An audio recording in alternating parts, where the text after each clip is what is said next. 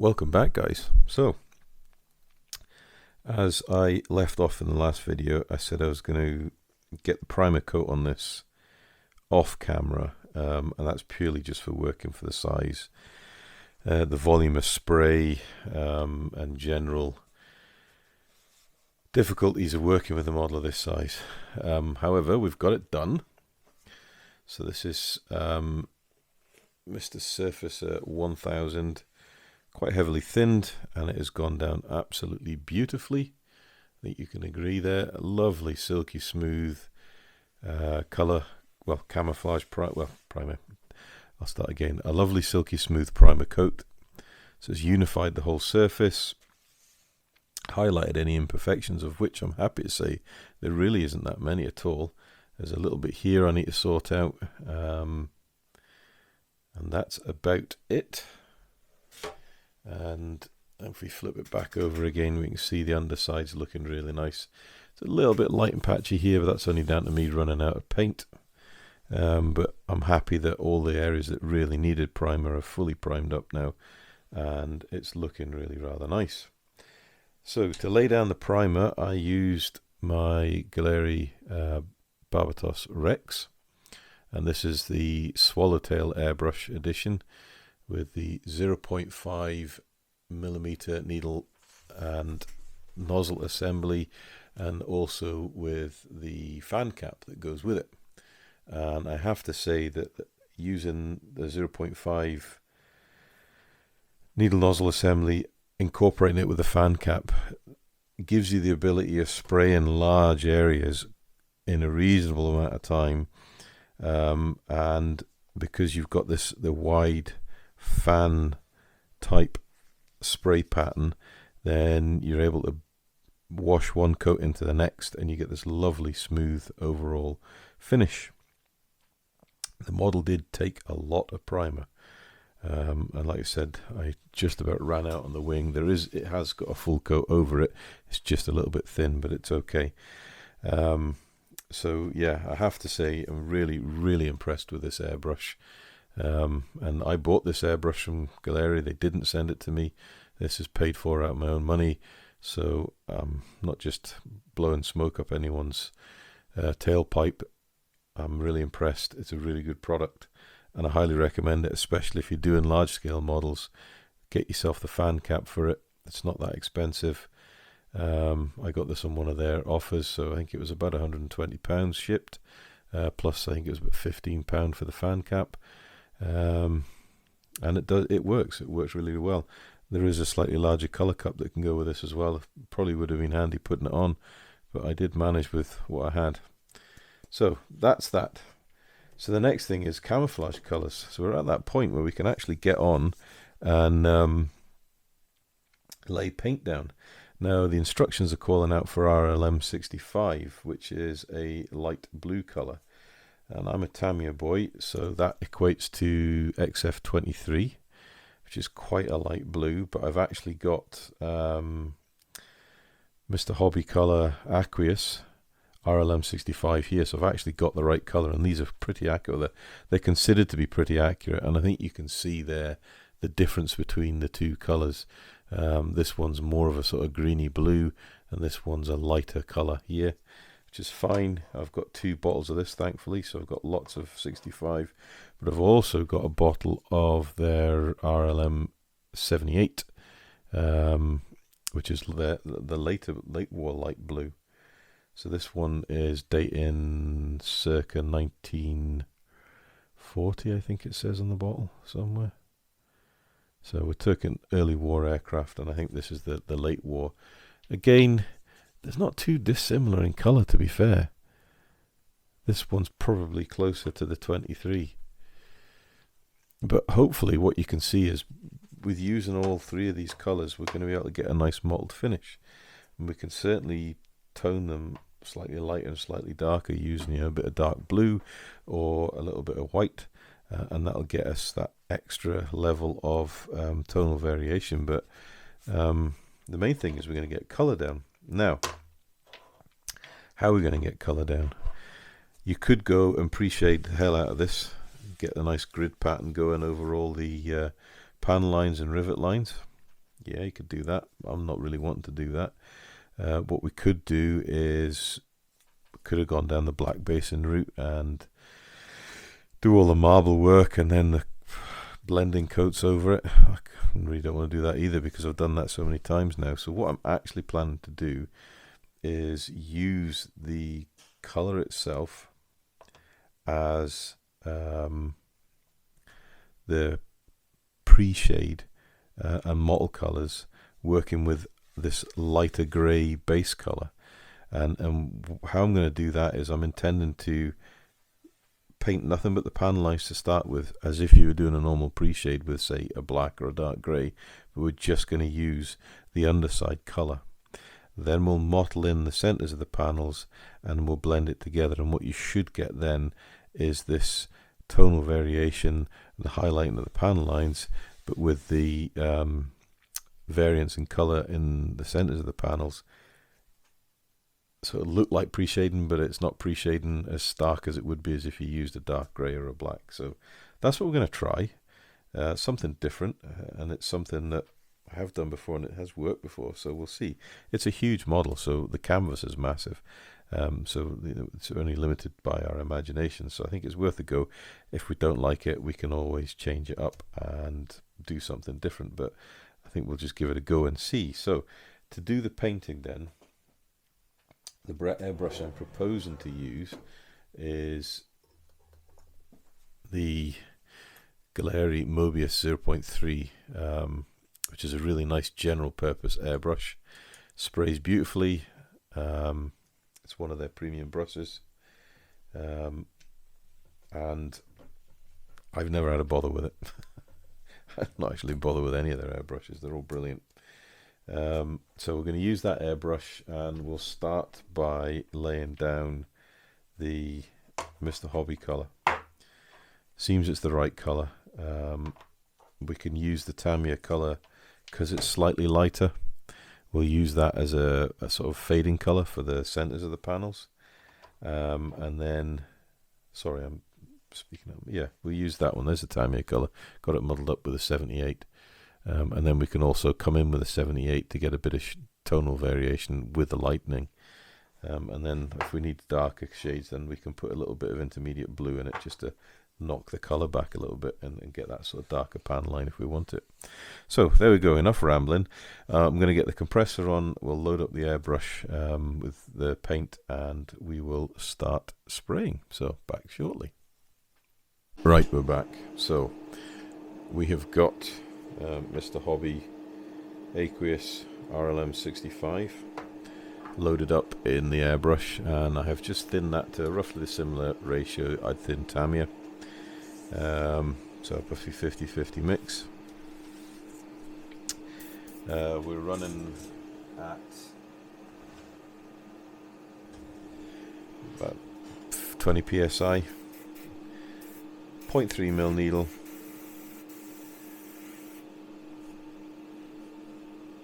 So we can just start. So there we go. So I'm just going to start laying down over the panel lines.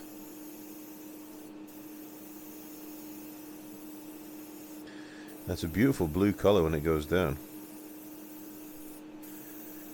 I think there's a He111 at RAF Hender Museum, and I remember looking at the pictures of it and thinking, yeah, this is a very, very spot on color.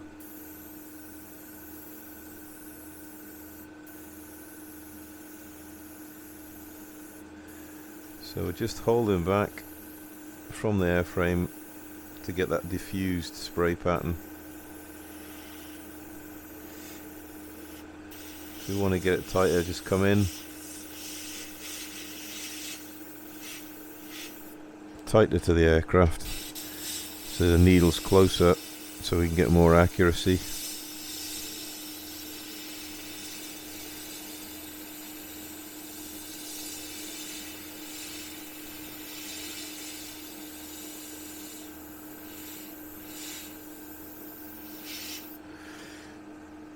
Always, if you want to get really good accuracy, you can take the crown cap off, and then you can see exactly where your needle's pointing.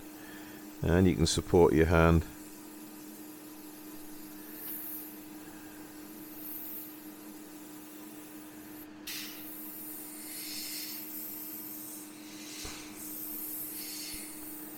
So you just want to go over these lines, being careful not to start any spidering because the paint is quite well thinned. So if you get too close and you put too much down, you're going to end up with spidering, which is where you end up basically just spreading it all over the airframe.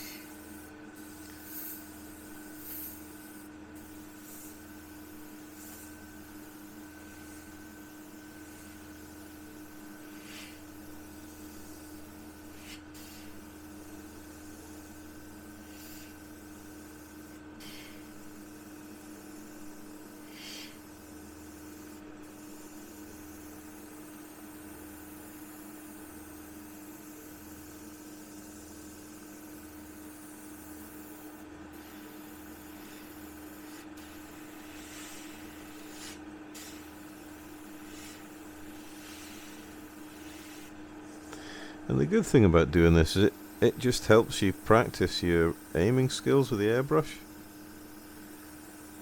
You know, your trigger control, your air pressure, all this type of painting is very, very good at teaching you control. Very, very good for you to learn.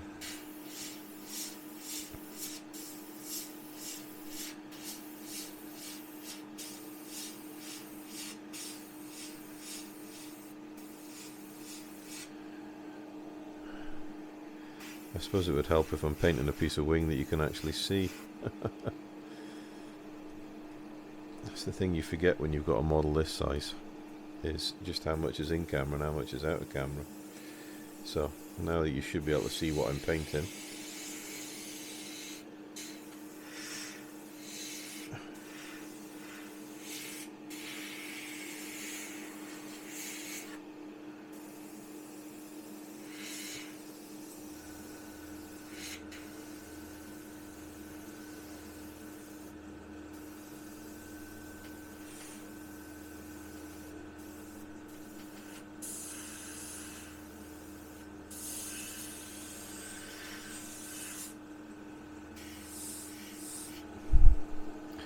So the colour's laying down really nicely.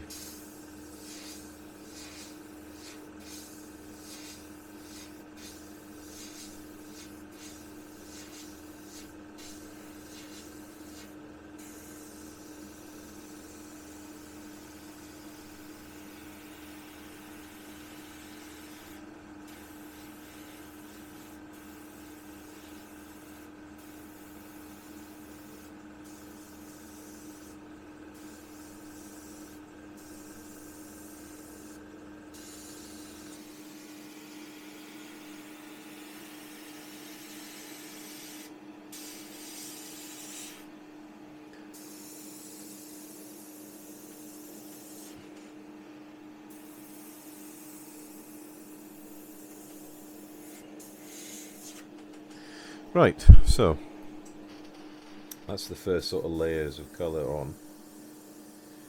So what we're going to do next? Well, next we're going to think about filling in the centres of the panels. So, a little bit of rotation. You can see that bobbly pattern going in there, and the main thing of doing this is keep it random. You can go in closer to get a more defined line.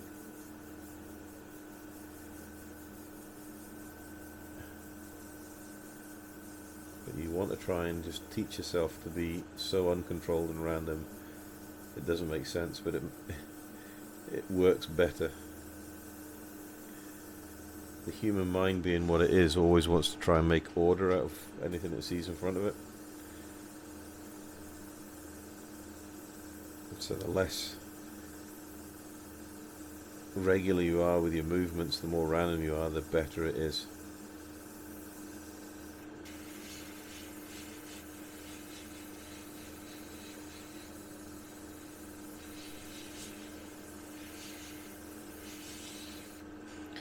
So you can see those centres of the panels are starting to fill in nicely. And this is going to get us our mottled finish.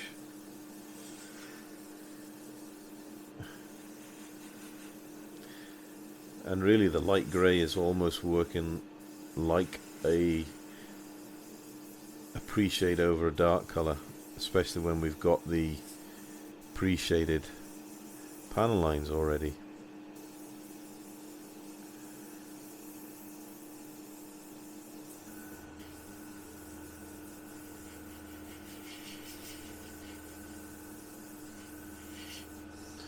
And if you think they're not heavy enough, we'll just go back in and go over them.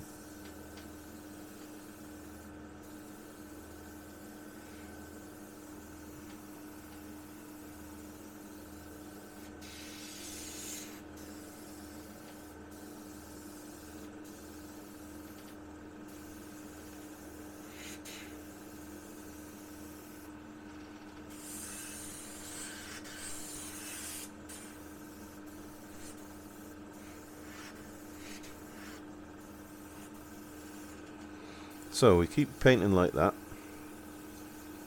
until we get everything done. And then once everything's done, we need to think about coming in and do a blend coat.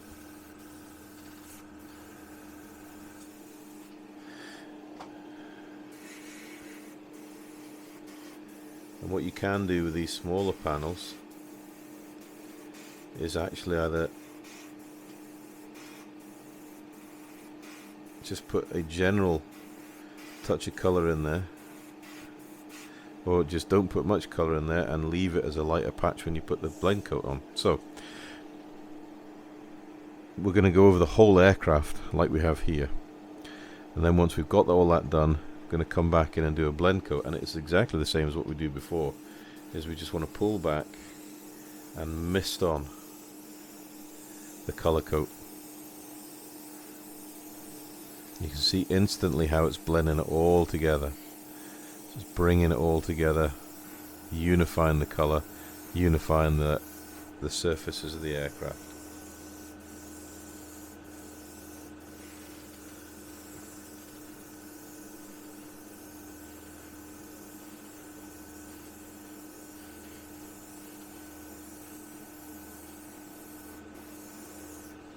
And there we go. Now, I don't know if the camera is going to pick this up, but I can certainly see it from here. Yeah, so you should be able to see that. Look at the tonal variation we've got on that. Now there's plenty more scope for me to put colour on top of this. It's still quite stark, but you can see there we've got that lovely pre-shaded look without even going anywhere near a dark colour. We're just using the base colour for the underside of this aircraft, which is quite a versatile technique. It saves on time, it saves on messing around with darker colours and then having to paint and think you're going to lose it, and then you do lose it and you have to go back in and put the colour back in. This gives us a nice tonal varied base colour with the option of then going back in with lighter or darker shades to enhance or knock back the shading as you prefer. One thing I would say, it's good to go 90 degrees on your second coat to the first coat, just to help make sure we don't miss any.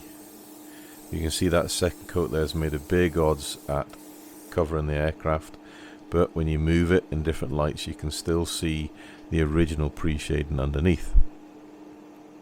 So what I'm going to do now is I'm just going to go over and do the whole underside exactly how I've done this, and then once we've got that done and we let it cure off, we can then look at about coming back and doing some post shading with lightening of the colours or darkening of the colours to enhance some of these shapes and surfaces that we've got on this aircraft. So back in a moment once I'll come back once I've got all the panel line shading and mottling done, and then we'll actually in real time we'll cover the whole blend coat on the rest of the aircraft. So see you in a moment once I've got the pre-shade done.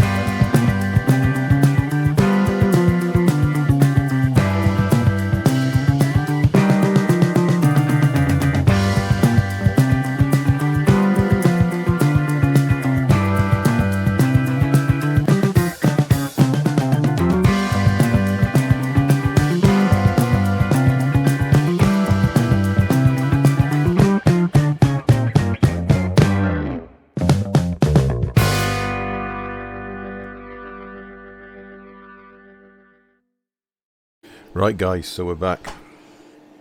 Now I did take a time lapse and hopefully it's worked. We'll see when we get to do the editing, but I think you can see for a primary coat it's looking really rather nice. So we've got a little bit of tonal variation in there, we've got a little bit of mottling in there, we've got a beautiful satin coat, absolutely laid down perfectly. I'm really happy with it, and it's a great base layer now to start thinking about doing some proper mottling and shading. So that's the RLM65. We now can come back in, I think, with the Tamiya colour, which probably won't be as satin as this, because Mr. Hobby Aqueous are really satin, and I think we'll get a little bit of light with that. So we'll maybe go and focus on some of the areas of the centres of the panel lines and doing some highlighting with this, and then we can maybe blend it back with the 78. Again, might be more highlighting with that, but anyway, we'll certainly try that, but we'll only do that once all this is fully dried off. I've still got to paint the wheel well doors whilst I'm at it, and I've got the rear tail wheel door here as well, so I'm going to get on and paint these, and then we'll come back once this has had 12 hours or so to dry off, and then we'll look at doing some post shading and livening up the colour coats a bit. So yeah, there we go, back shortly.